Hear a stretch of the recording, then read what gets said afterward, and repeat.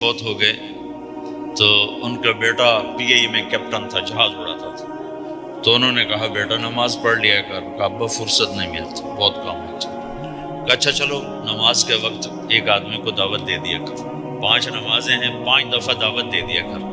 وہ کہنے لگا میں دعوت دوں؟ خود تو میں پڑھتا نہیں، دوسرے کو کیسے دعوت دوں؟ کہا بیٹا ایک تو میری مان لے، نماز کا انکار کیا ہے تو یہ تو مان لے کہ چلو کسی کو کہہ دیا کر کہ بھائی نماز پڑھا کرو. کہ چلو یہ تو آسان ہے، میں کہہ دوں گا. تو اس نے اپنے ابا کی بات مان لی. ہر نماز پہ 1-2 کو کہہ دیتا بھائی نماز پڑھا کرو. اس کے والد فوج میں جرنیل تھے، یہ کیپٹن تھا. دونوں کی ملاقات نہیں ہوئی. 6 مہینے بعد باپ بیٹا کی ملاقات ہوئی تو دیکھا تو کپتان صاحب کی داڑھی بھی اور ماتھے پہ محراب بھی. انہوں نے کہا بیٹا یہ کیا ہوا؟ کہا آپ نے مجھے پھنسا دیا. وہ جب میں لوگوں کو کہتا رہا تو میرے اپنے اوپر اثر ہونا شروع ہو گیا کہ میں اپنے آپ کو ملامت کرنے لگا کہ اوروں کو تو کہہ رہا ہے، خود تو پڑھتا نہیں. کہ اس نے مجھے کھڑا کیا اور میں نماز پہ آیا. پھر ایک دن شیو کرنے لگا، شیشے میں کھڑا دیکھ رہا تھا تو میں نے کہا جب اللہ کو سجدہ کر رہا ہوں تو چہرے پہ نبی کی سنت بھی ہونی چاہیے. تو میں نے سیفٹی بھی پھینک دی، داڑھی بھی رکھ لی. تو تبلیغ کا کام کرتے رہنا. ہم فرشتے نہیں بن سکتے. ایک دفعہ ایک آدمی نے میرے اوپر بڑی چڑھائی کی، تم تبلیغ والے منافق ہو، کہتے کچھ ہو کرتے کچھ ہو، تمہارے قول اور فعل میں بہت فرق ہے. جب ان کا غصہ اتر گیا تو میں نے ان سے کہا بھائی 100 نمبر تو اللہ نے بھی نہیں مانگے، آپ کیوں مانگتے ہو؟ اللہ نے کہا ہے فمن ثقلت موازینہ، جس کی نیکیاں بڑھ جائیں گی گناہ تھوڑے ہوں گے تو پاس کر دوں. تو 100 نمبر تو اللہ نے بھی نہیں کہا کہ ایک گناہ تیرے کھاتے میں نہیں ہونا چاہیے. 100/100 نمبر لے گا تو جنت دوں گا، نہیں تو ریپٹ مار کے جہنم میں ڈالوں گا. تو 100 نمبر تو اللہ بھی نہیں مانگتا. اسے پتا ہے میرا بندہ کمزور ہے، کبھی گناہ کرے گا کبھی نیکی کرے گا. تو وہ کہتا ہے جس کے پاس 51 نیکیاں ہوئیں اور 50 گناہ ہوئے تولوں گا تو 51 جھک جائیں گے نا، 50 معاف. یہ مثال دے رہا ہوں. ہمارے علاقے میں ایک ذمہ دار تھے، وہ ذکر بھی بہت کرتے تھے، گالیاں بھی بہت دیتے. ادھر سبحان اللہ تیرے فلانے، الحمدللہ کے ساتھ ایک پھکڑ تولتے تھے. ساری زندگی وہ ایسا ہی کرتے رہے. جب وہ فوت ہو گئے تو کسی نے ان کو دیکھا تو انہوں نے پوچھا کہ میاں صاحب آپ کے ساتھ کیا ہوا؟ آپ تو گالیاں بہت دیتے تھے. خود ہی انہیں پوچھ رہا ہے آپ تو گالیاں بہت دیتے تھے، تو آپ کے ساتھ کیا ہوا؟ کہ اللہ تعالیٰ نے میرے ذکر اور میری گالیوں کو تولا تو میرا ذکر بڑھ گیا تو میری بخشش ہو گئی. اللہ نے بھی کاؤنٹنگ رکھی ہے، پرفیکشن مانگی ہی نہیں. اگر اللہ پرفیکشن مانگتا تو پھر آپ کہتے تم کرتے کچھ ہو کہتے کچھ ہو. اگر میں کہتا صحیح ہوں تو ایک نیکی تو کر رہا ہوں، اور کرتا نہیں ہوں تو ایک گناہ کر رہا ہوں. کیا پتا میرا رب میرے کہنے کے تو فعل میرے نہ کرنے کو معاف کر دے. بس ایک صورت میں ہے کام خطرناک کہ اگر میں اس کہنے سننے کو اپنی دنیا بنانے کا ذریعہ بنا لوں پھر خطرناک ہے. تأمرون الناس بالبر وتنسون انفسکم وانتم تتلون الکتاب، وہ یہ آیت. لیکن اگر میرے اندر اخلاص ہے تو پھر میں انسان ہوں، کبھی اچھا کروں گا کبھی برا کروں گا، لیکن میرے ذمہ صدا لگانا ہے. تو بھائیو اس تبلیغ کے کام کو کرتے رہنا. اس سے ایمان بنتا ہے، ایمان سے دین وجود میں آتا ہے. دین کے 2 حصے ہیں، ایک عبادات ہے جس میں نماز سب سے اہم ہے. پھیری پہ ہو گھر پہ ہو نماز نہ چھوڑو. رمضان کے روزے ہیں، اللہ پھر رزق زیادہ دے دے، حج کرو زکوٰۃ دو. لیکن عبادات بڑی محدود ہیں اور اس میں کثرت اللہ نے مطالبہ بھی نہیں کیا، بلکہ اللہ تعالیٰ نے اس میں اعتدال ہی کو پسند فرمایا ہے. اللہ تعالیٰ نے ہمارے نبی لمبی لمبی نمازیں پڑھتے تھے تو اللہ تعالیٰ نے روک دیا کہ ما انزلنا علیک القرآن لتشقی، میرے نبی میں نے تمہیں قرآن اس لیے نہیں دیا کہ تو لمبی لمبی نمازیں پڑھ کے تھکتا رہے. درمیانہ چل، درمیانہ چل۔ اللہ کے نبی نے تبلیغ میں زیادہ زور دکھایا تو اللہ نے اس پر بھی کہا فلا تذهب نفسك عليهم حسرات، اتنا غم نہ کیا کر کے تو خود ہی ہلاک ہو جائے، مت نہیں، ایسا نہ کر۔ تو عبادات محدود ہیں اور اس میں اعتدال مطلوب ہے۔ سارا دن مصلی پہ بیٹھنا یہ اللہ نہیں دیکھنا چاہتا، اللہ یہ دیکھنا چاہتا ہے کہ تو باہر جاتا کہ میں دیکھوں کہ اب تو کیا کرتا ہے۔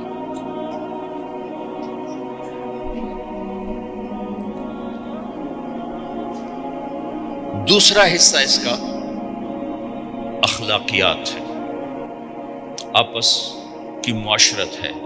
دین جو اثر انداز ہوتا ہے وہ معاشرت سے اثر انداز ہوتا ہے، عبادت سے نہیں، عبادات سے نہیں۔ عبادت تو مسجد کے اندر ہے یا مصلی پر گھر کے اندر ہے، روزہ اندر کی چیز ہے، حج بیت اللہ میں ہے، زکوٰۃ مسلمان کو دی جاتی ہے۔ تو دنیا میں دین پھیلنے کے لیے اور اپنوں کو دین کے قریب کرنے کے لیے جو سب سے بڑا عمل ہے وہ بھائیو اچھے اخلاق۔ یہ دوسرا حصہ میں آج بیان کرنا چاہتا ہوں۔ اللہ کے نبی نے فرمایا ایو اور الاسلام اوثق، مجھے بتاؤ اسلام کا سب سے مضبوط عمل کیا ہے؟ تو صحابہ نے کہا الجہاد، یا رسول اللہ جہاد۔ اسلام کا سب سے مضبوط عمل کیا ہے؟ صحابہ نے کہا جہاد۔ تو آپ نے کہا وحسن وما هو به، ہاں ہاں جہاد بہت اچھا عمل ہے لیکن سب سے بڑا عمل نہیں ہے، سب سے مضبوط عمل نہیں ہے۔ ان کا جی الصلاۃ، نماز۔ تو آپ نے کہا ہاں وحسنۃ وما هي بها، نماز بھی بہت اچھی چیز ہے لیکن وہ نہیں جو میں پوچھ رہا ہوں، سب سے اعلیٰ، سب سے اوپر، سب سے مضبوط نہیں۔ ان کا جی الحج، حج۔ تو آپ نے کہا حج بھی بہت اچھا عمل ہے لیکن وہ نہیں جو میں نے پوچھا ہے۔ پھر صحابہ نے کہا جی روزہ، آپ کا روزہ بھی بہت اچھا ہے لیکن وہ نہیں جو میں نے پوچھا ہے۔ تو پھر صحابہ نے کہا یا رسول اللہ پھر آپ ہی بتائیں، ہمیں تو نہیں پتہ۔ تو ہمارے نبی عبادات سے اوپر لا رہے ہیں، اپنے ساتھیوں کو عبادات پہ قائم کر دیا۔ ہر آدمی نمازی بن چکا ہے، ہر آدمی روزے دار بن چکا ہے، ہر آدمی مالدار زکوٰۃ دینے والا بن چکا ہے، اور ہر آدمی حج کا جذبہ پیدا کر چکا ہے۔ اب آپ ان کو اخلاق پہ لانا چاہتے ہیں، چونکہ اسلام کی تکمیل اخلاق سے ہے۔ اسلام کو تشبیہ دی گئی ہے گھر کے ساتھ، بنی الاسلام علی خمس، تو بنیا کا لفظ عمارت پر بولا جاتا ہے۔ تو اسلام کی بنیاد میں ہے کلمہ، نماز، روزہ، حج، زکوٰۃ۔ اگر اس مسجد کی بنیادیں بھر دی جائیں تو اس کو مسجد تو نہیں کہیں گے نا، ہاں جی بنیادیں ڈال دی ہیں، چھت ڈالنی ہے، جب چھت پڑے گی تو پھر یہ مسجد پھیلائے گی۔ تو اسلام کی بنیاد قائم ہو چکی تھی، اب آپ چھت ڈالنا چاہتے تھے۔ چھت کیا ہے؟ وہ اچھے اخلاق ہیں، تو اب آپ ان کو اوپر لا رہے ہیں، اوپر لا رہے ہیں۔ تو آپ نے جب پوچھا تو انہوں نے وہی کہا جو انہوں نے ابھی سیکھا تھا، نماز، روزہ، جہاد، حج، لیکن آپ نے سب کی نفی کر دی، نہیں یہ بھی نہیں، یہ بھی نہیں، یہ بھی نہیں، یہ بھی نہیں۔ اچھا یا رسول اللہ آپ بتائیں۔ تو آپ نے فرمایا ان اوثق عر الاسلام الحب للہ والبغض للہ، اسلام کا سب سے مضبوط عمل وہ آپس میں اللہ کے لیے محبت کرنا ہے۔ اسلام کا سب سے مضبوط عمل وہ آپس میں اللہ کے لیے محبت کرنا ہے۔ اسلام کا سب سے مضبوط عمل وہ محبت ہے، اللہ کے لیے بغض ہے، اللہ کے لیے محبت ہے، یہ اسلام کا سب سے مضبوط عمل ہے۔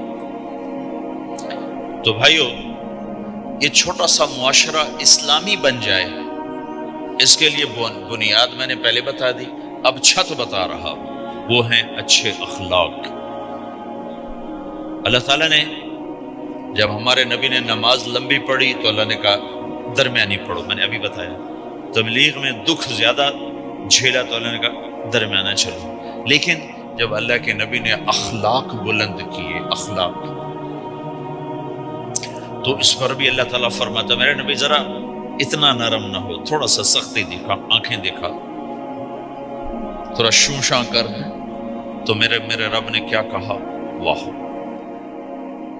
میرے رب نے آپ کے اخلاق کی جیسی تعریف کی ہے، آپ کے کسی عمل کی ایسی تعریف نہیں کی۔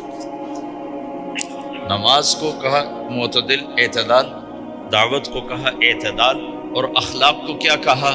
انک لعلی خلق عظیم، اور اس کو طاقت پہنچائی قسم اٹھا کے نون، پھر قسم اٹھائی قلم کی جو علم کا ذریعہ ہے، والقلم وما یسطرون، مجھے قسم ہے قلم اور اس کی تحریر کی، ما انت بنعمت ربک بمجنون وان لک لاجرا غیر ممنون۔ ان دو آیتوں کو چھوڑ کر اگلی جو آیت آ رہی، وانک لعلی خلق عظیم، اے میرے محبوب میں قسم اٹھاتا ہوں قلم اور اس کی تحریر کی، تیرے اخلاق بڑے عالی شان۔ یہ نہیں کہا تیرے اخلاق بڑے عالی ہیں، انک لعلی، علا، علا کا یہاں بہت عظیم الشان کردار ہے۔ علا یہ بتا رہا ہے کہ اے میرے نبی، جتنے اخلاق تصور کیے جا سکتے ہیں وہ سب تیرے تابع ہو چکے ہیں، اور تو ان پہ سوار ہو چکا ہے، تو ان پہ چھا چکا ہے۔ علا چھا جانے کے لیے ہوتا ہے کہ تمام اخلاق تیرے غلام ہو چکے ہیں۔ ایک دفعہ آپ نے فرمایا اچھے اخلاق 360 قسم، 360 قسم، 360 صفات کا مجموعہ اچھے اخلاق۔ کوئی ایک صفت کسی کو مل گئی تو جنت میں چلا جائے گا۔ تو ابو بکر رضی اللہ عنہ سامنے بیٹھے تھے، کہنے گے یا رسول اللہ افی منہا شیء، ان 360 میں کوئی میرے اندر بھی کچھ ہے؟ تو آپ نے کہا تیرے اندر سارے کا سارا، کوئی کمی کوئی پورے۔ یہ آپ نے اور کسی کو نہیں کہا، صرف آپ نے یہ ابو بکر سے فرمایا کہ ابو بکر تیرے اندر پورے اخلاق 360۔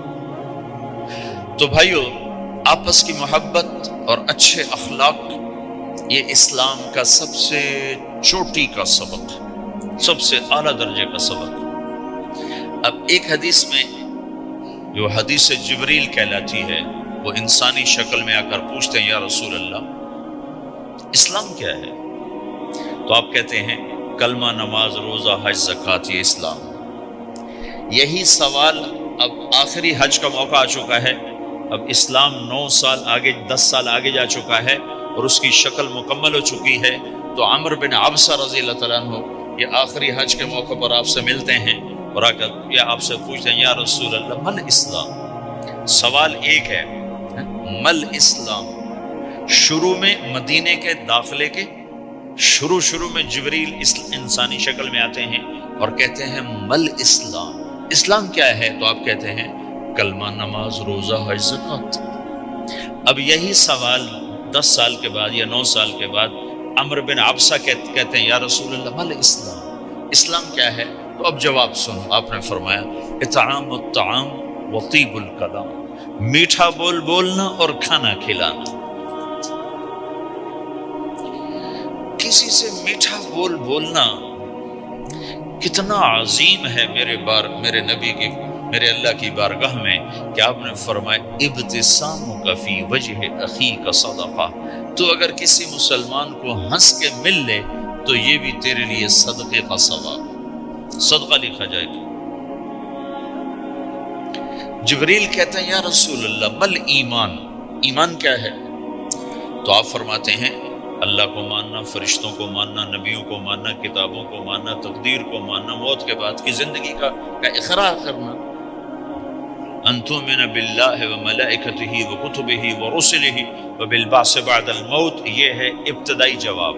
اب یہی سوال عمر بن عبسہ کرتے ہیں 9 سال کے بعد، یا رسول اللہ مل ایمان، ایمان کیا ہے؟ تو آپ نے فرمایا الصبر والسماحہ، صبر کرنا، معاف کرنا۔ سوال ایک ہے، جواب 2 ہیں، کیوں کہ جگہ اور نوعیت بدل چکی ہے۔ ابتدائے اسلام ہے تو عبادات بتائی جا رہی ہیں، انتہائی اسلام ہے تو اخلاق بتائے جا رہے ہیں کہ اے عمر، ایمان کیا ہے؟ صبر کرنا، معاف کرنا، صبر کرنا، معاف کرنا۔ تو بھائیو، جو ہمارا معاشرہ بنے گا اسلامی، گھر میں باہر، وہ بنے گا اچھا۔